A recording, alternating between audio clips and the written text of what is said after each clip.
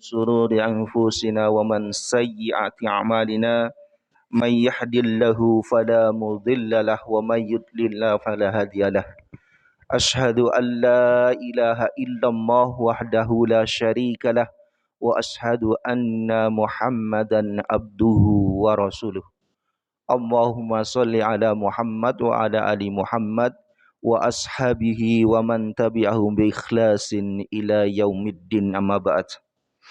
Alhamdulillah, marilah kita senantiasa bersyukur kepada Allah atas kemudahan yang Allah berikan sehingga kita bisa menghadiri salah satu syariat, menghadiri sholat berjamaah di waktu subuh ini.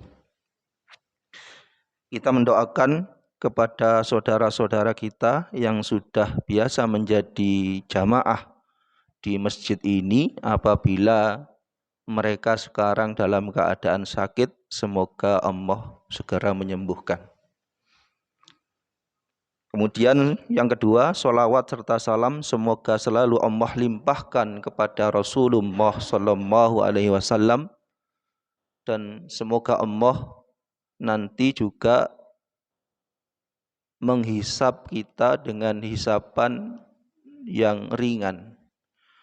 Dan kemudian timbangan mizan itu lebih berat ke sebelah kanan. Dan kita termasuk oleh Allah ditakdirkan yang mendapat syafaatnya dan ditunggu oleh Rasulullah SAW di telaga haudnya. Islam adalah agama yang sumuliyah. Salah satu kesempurnaan Islam yang kita rasakan sampai hari ini adalah keasliannya. Jadi kalau ada agama-agama yang lain, bahkan agama samawi yang Allah telah turunkan sebelum Islam, itu keasliannya sudah tidak terjaga. Karena sudah ditambahi, dikurangi oleh para pemuka agama mereka. Sehingga kalau kita membaca Al-Quran, itu sama dengan yang dibaca oleh Rasulullah dan para sahabat 1444 tahun yang lalu. Dan itu jaminan Allah. Dan kemudian yang sangat menarik adalah ketika banyak orang-orang yang mencari kebenaran, termasuk di dunia ini, yaitu ketika kagum melihat keaslian dari teks dari kitab Al-Quran. Kemudian selain itu, keaslian agama ini juga ditunjukkan bagaimana Rasulullah itu ketika memberikan sunnah-sunnahnya yang merupakan wahyu dari Allah, itu langsung dengan praktek. Jadi bukan hanya teori. Langsung ditunjukkan oleh Rasulullah cara-caranya. Termasuk tata cara sholat berjamaah. Salah satunya adalah ketika Rasulullah bersabda di dalam hadis riwayat Al-Bukhari, yaitu suwu sufufakum fa inna taswiyatas sufu min iqamatis shalah. Luruskan shaf-shaf kalian, karena lurusnya shaf adalah kesempurnaan sholat. Dan ini tidak hanya diperintahkan kepada para sahabat di waktu itu, tetapi juga diperintahkan kepada kita. Jadi salah satu kesempurnaan sholat berjamaah meluruskan dan merapatkan. Bahkan di hadis lain Rasulullah itu sampai-sampai ketika meluruskan shaf kepada para sahabat, pundak-pundak mereka itu dipegang. Ya. Dan ketika Syekh Utsaimin ya, itu mensarah hadis ini menjelaskan sesungguhnya para ulama berizma bahwa meluruskan shaf dan merapatkan itu adalah wajib. Dan tata caranya yaitu ketika kita merenggangkan kaki kita itu sejajar dengan bahu kita. Ya. Jadi tidak boleh kemudian kaki kita itu terlalu rapat sehingga tidak sama sejajar dengan bahu atau melebihi bahu. Ya. Karena kita melihat ada para jamaah ya, di masjid-masjid kita itu seperti itu. Ya. Apalagi kalau kita melihat di masjid-masjid di desa-desa. Ya. Karena saya sering bersilaturahmi ke masjid-masjid itu. Ya. Dan kemudian kewajiban imam itu mengingatkan sebelum sholat. Ya. Bahkan mengatur. Ya. Apalagi di masjid kita ini kalau sudah maghrib sama isya itu berdatangan anak-anak kecil. Ya. Yang usianya itu kalau diberi nasihat kadang-kadang didengar, kadang-kadang rokaat berikutnya sudah lupa. Ya. Sehingga ketika sholat dilaksanakan ada yang berbicara, ada yang bergurau. Ya.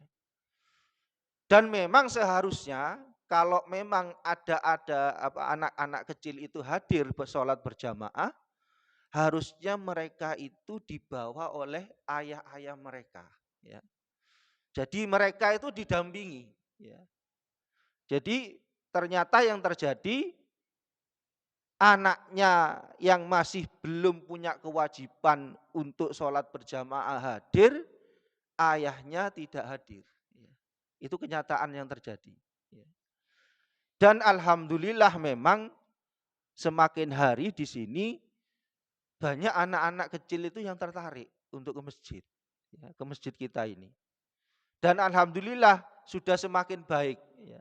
Dengan tata cara mereka itu tidak digabungkan. Ya. Meskipun memang Rasulullah memerintahkan shaf anak kecil itu memang di belakang.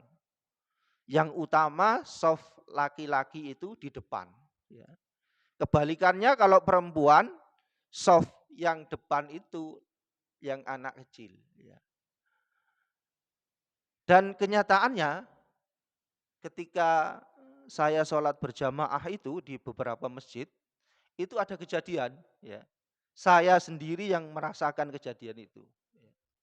Ketika saya berada di Jember, di sebuah masjid yang cukup banyak jamaahnya, ketika sholat duhur dilakukan, kemudian imamnya mengingatkan untuk merapatkan. Ya, cuman kadang-kadang imam-imam itu di beberapa masjid ketika mengingatkan tidak melihat para jamaahnya. Ya. Hanya mengingatkan kemudian menghadap ke kiblat. Ya. Padahal jamaahnya menjawab sami'na wa ato'na. Ya. Tetapi itu hanya di lisan. Ya. Sehingga yang terjadi banyak jamaah itu yang belum rapat softnya. Ketika saya sholat di sebuah masjid itu, dan saya memang sudah terbiasa ya, mengingatkan kalau di sebelah saya itu tidak rapat, saya ingatkan meskipun saya tidak kenal. Ya. Kemudian saya ingatkan, beliau marah tambahan. Ya. Marah ke saya, sampean sudah usah nyuruh saya katanya. Dia tidak mau rapat, dia renggang. Ya sudah, karena kita hanya mempunyai kewajiban untuk menasehati. Ya. Kemudian yang terjadi lagi, ini di masjid kita sendiri, ya, ketika sholat duhur, Meskipun jamaah ini tidak sering datang ke sini.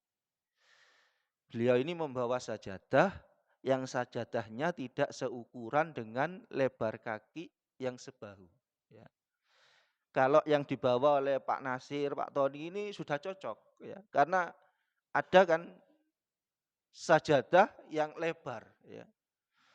Tetapi kalau dia mengikuti lebarnya sajadah, jelas keliru juga karena terlalu lebar. Ya. Kemudian harusnya dia tetap mengikuti lebarnya bahu. Dan saya juga terbiasa kalau ada seperti itu, saya rapatkan meskipun saya nginjak sajadahnya. Ya. Dan yang terjadi di rokaat yang kedua, jamaah ini menyenggol saya. Ya. Jadi menyenggol pakai sikunya, saya disuruh menjauh. Ya. Saya kaget juga, loh kok begini? Gitu loh. Sebetulnya saya mau menasehati, ya, tapi beliau pergi dulu. Ya. Jadi kalau kita lihat di masjid kita ini, alhamdulillah sudah semakin hari juga semakin baik. Ya. Dan kita melihat kadang-kadang kalau saya itu misalnya tidak berebut atau segera di rokaat pertama karena misalnya sudah iqomah dan saya masih di jalan, saya melihat di soft yang kedua, ketiga itu juga masih kurang rapat. Ya. Jadi soft yang pertama sudah baik. Dan soft kedua, ketiga masih ada beberapa jamaah yang tidak rapat. Ya. Padahal Rasulullah itu ketika meluruskan itu sampai memegang pundak-pundak para sahabat. Ya. Dan kalau kita mau melihat contoh secara langsung, itu sekali-kali kita datang ke Masjid Al-Ikhlas di Al-Irsyad. Ya. Itu posisi kaki dengan kaki rapat. Posisi bahu dengan bahu juga rapat. Ya. Tetapi memang ada dari kita yang posisi kakinya itu ketika direnggangkan dan mau meluruskan ke arah kiblat itu memang nggak bisa lurus. Ya. Karena ada kelainan dia itu kakinya agak X, ya, posisi X. Jadi tidak apa-apa, tapi tetap rapat, ya, tetap rapat. Cuma juga tidak boleh ketika posisi soft itu sudah rapat dan tidak memungkinkan untuk diisi meskipun ada tempat yang ada celahnya, kemudian memaksakan diri masuk. Ya. Itu juga terjadi. Ya, ya di Al-Irsyad saya kejadian. Jadi jamaah ini memang ingin berada di posisi soft yang pertama, cuman karena saya dan sebelah itu ada celah tapi sudah tidak memungkinkan untuk dimasuki, dia memaksa untuk memasuki soft itu. Ya. Sehingga yang terjadi akhirnya sholat kita kurang husuk. Ya. Karena posisinya kerapetan. Ya. Jadi untuk posisi mau sujud, mau rukuk itu sulit. Ya. Jadi ini juga tidak boleh. Ya. Jadi memang keutamaan kita dalam menyempurnakan sholat, salah satunya adalah merapatkan soft dengan merapatkan kaki yang satu dengan kaki yang lain dan kemudian itu yang harus tetap dijaga, bukan hanya pada rakaat yang pertama. Ya. Jadi soft rapat itu bukan hanya di rakaat pertama, sampai rakaat terakhir harus diusahakan tetap rapat. Ya. Ini menjadi koreksi bagi kita. Semoga sholat kita yang datang itu semakin sempurna, ya, dan mendapatkan pahala sebagaimana yang dijanjikan oleh Rasulullah bahwa sholat berjamaah itu pahalanya 27 derajat.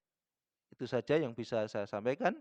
Semoga ibadah kita semakin hari semakin baik dan ilmu yang kita ambil dari Al-Quran dan Sunnah bisa kita amalkan, bukan hanya menjadi wawasan saja.